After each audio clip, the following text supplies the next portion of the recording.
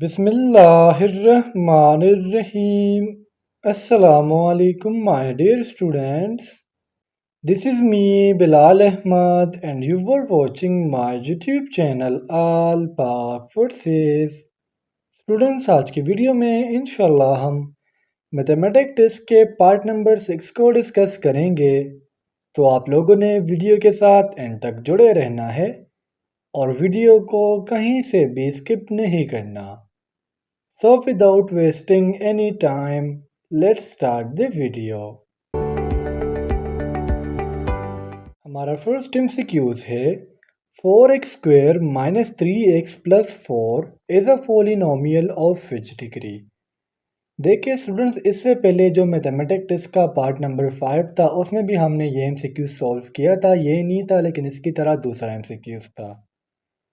Polynomial का पता हमें इस एक्स स्क्वेयर से पता लगता है। अगर एक्स के ऊपर क्यूब आ जाए तो हम कहते हैं कि हमारे पास थर्ड डिग्री का पोलिनोमियल है। लेकिन अगर हम इस केस में फोकस करें तो एक्स के ऊपर हमारे पास आया हुआ है स्क्वेयर, तो स्क्वेयर ये डिनोट कर रहा है कि हमारे पास सेकंड डिग्री का पोलिनोमियल है। So the correct option is option B. और स्टूडेंट्स, ये एमसीक्यूज आपने लाजमी याद रखने हैं, बहुत इजी है और टेस्ट में काफ़ी दफ़ा रिपीट हो चुके हैं। क्वेश्चन नंबर 2 है हमारा, what is the characteristics of 471.51। अब देखिए स्टूडेंट, करेक्टरिस्टिक्स को भी हम काफ़ी दफ़ा समझ चुके हैं। मैंने आपको करेक्टरिस्टिक्स में दो बातें समझाई थी। अगर पॉइंट लेफ़्ट टू राइट जा रहा है तो हम आंसर माइनस में देंगे, अगर पॉइंट राइट टू लेफ़्ट जा रहा है तो हम आंसर प्लस में देंगे। और हमने पॉइंट जो है फर्स्ट नॉन ज़ीरो डिजिट के बाद लगाना है। अब यहाँ पर अगर हम देखें तो पॉइंट जो है वो 15 के बाद है, और मैंने क्या कहा कि फ़र्स्ट नॉन ज़ीरो डिजिट के बाद हमने पॉइंट लगाना है। तो हमारा जो फर्स्ट नॉन ज़ीरो डिजिट है वो है 4। तो ये हमारे पास इस तरह हो जाएगा 4.7151। अब अगर हम 5 के बाद अंदाज़ा लगाए तो ये देखिए, लेट सपोज पॉइंट यहाँ पर था, तो ये देखिए 1 और 2, तो हमारे पास जो पॉइंट है वो 2 डिजिट्स आके गया है।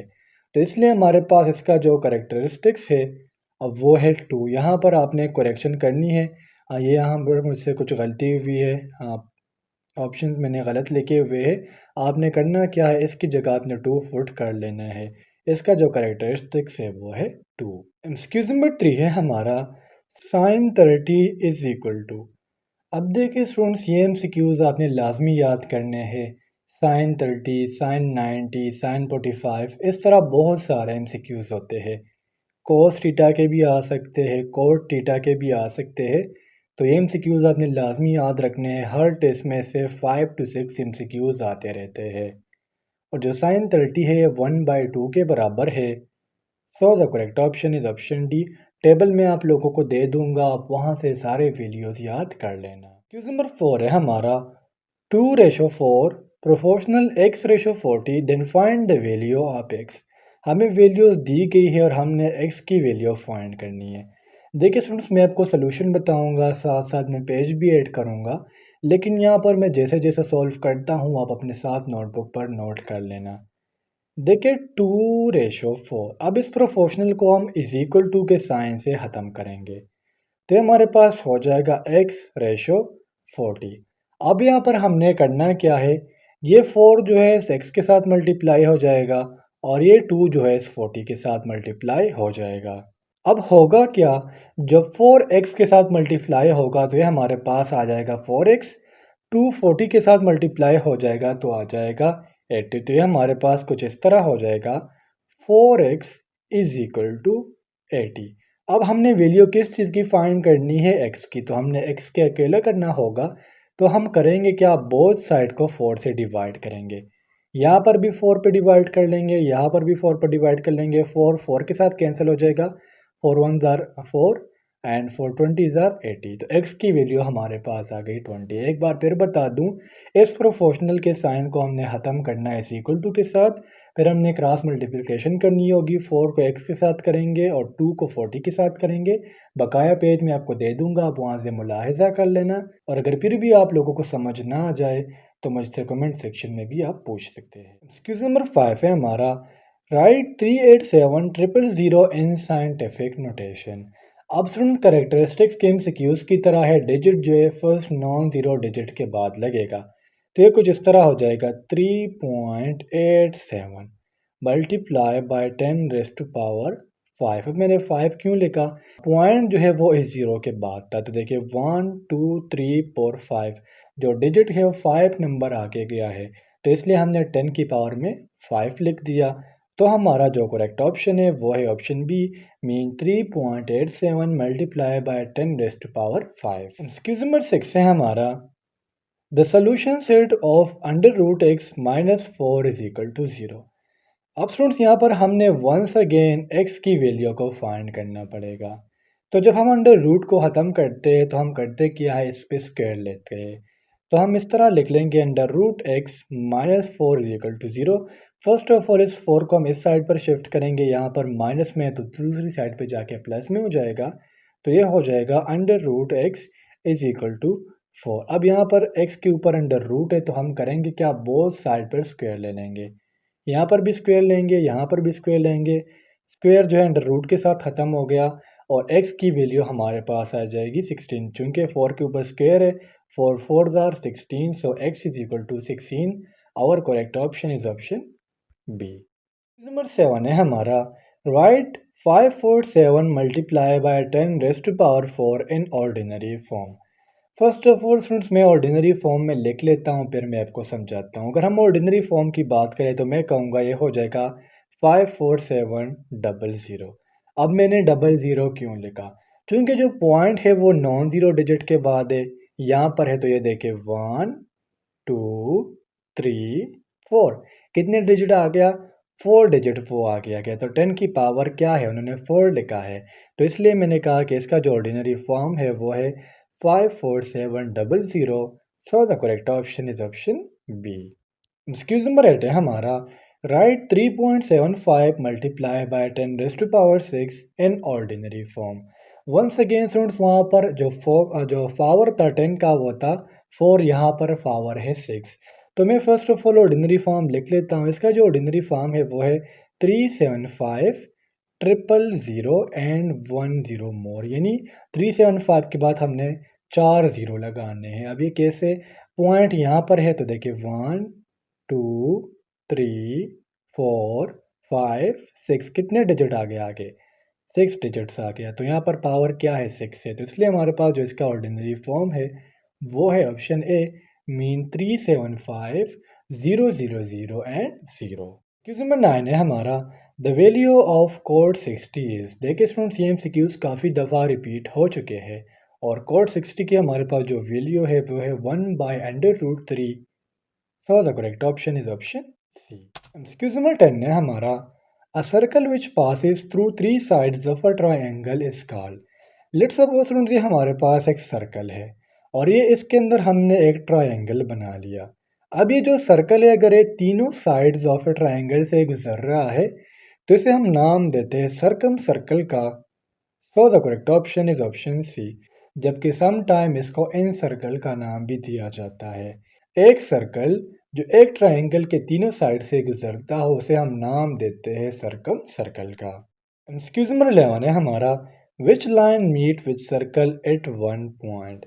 देखिए स्टूडेंट्स आपने ज्योमेट्री के एमसीक्यूज पर भी काफ़ी फोकस करना होगा। अब यहाँ पर इसका हमारे पास जो करेक्ट ऑप्शन है वो है tangent. So the correct option is option C. अब टेंजेंट क्या है मैं आप लोगों को ये भी समझा देता हूँ। लेट सपोज मैंने कहा कि हमारे पास एक सर्कल है। अब अगर एक लाइन एक सर्कल को किसी भी पॉइंट पर इंटरसेक्ट कर रही है तो इसे हम नाम देते हैं टेंजेंट का। लेट सपोज मैंने कहा कि एक पॉइंट है, ये एक लाइन है, इसने क्या किया, सर्कल को इस पॉइंट पर टच किया, तो ये हमारे पास हो गया टेंजेंट। अब यहाँ पर भी हो सकता है, अगर इस तरह किया तो ये भी टेंजेंट है। तो टेंजेंट क्या है? अगर एक लाइन सर्कल को किसी भी पॉइंट पर इंटरसेक्ट करे, टच करे, तो इसे हम नाम देते हैं टेंजेंट का। नंबर 12 है हमारा, the distance from centre of a circle to any point on the circle is called. देखिए स्टूडेंट मैंने कहा कि हमारे पास एक सर्कल है, ये इसका हमारे पास मिड पॉइंट है। अब इस पॉइंट से अगर यहाँ तक कोई डिस्टेंस हो, यहाँ तक कोई डिस्टेंस हो, या यहाँ तक कोई डिस्टेंस हो, या यहाँ तक कोई डिस्टेंस हो, इसे हम नाम देते हैं रेडियस का। So the correct option is option C. Tangent में आप लोगों को ऑलरेडी बता चुका हूँ। अगर हम डायमीटर की बात करें तो डायमीटर हमारे पास होता कैसे है, अगर हम एक सर्कल को बिल्कुल सेंटर में से कट कर दे तो इसे हम नाम देते हैं डायमीटर का। 13 है हमारा, what would be added or subtracted to 9x square plus 16y square to form its perfect square। देखिए सुन जी, हमारे पास ए स्क्वायर प्लस बी स्क्वायर का फॉर्मूला है। मैं इसका आप लोगों को आधा सोल्यूशन दे दूंगा, उसके बाद आपने मुझे इसका आंसर बताना है। अगर आप लोगों को नहीं आता तो मुझे बता देना, मैं आपको इसका आंसर दे दूंगा। देखिए सुन, 3x स्क्वायर 9x स्क्वायर को हम 3x स्क्वायर लिख सकते हैं, प्लस 16y स्क्वायर को हम 4y स्क्वायर लिख सकते हैं। तो ये तो A square plus B square का फार्मूला आ गया। लेकिन A square plus B square बराबर किसके होता है, A square plus B square plus 2ab and minus 2ab। तो हम यहाँ पर देखें, ये हमारे पास ए स्क्वायर है, ये बी स्क्वायर है। यहाँ तक आप नोट कर लेना, आगे मैं आपको बताता हूँ। अब देखिए, ये हो गया 3x square plus 4y square plus 2 into A क्या है 3x है और b क्या है 4y है, minus 2 into 3x into 4y। तो यहाँ तक स्टूडेंट्स ये आपका हो गया सलूशन।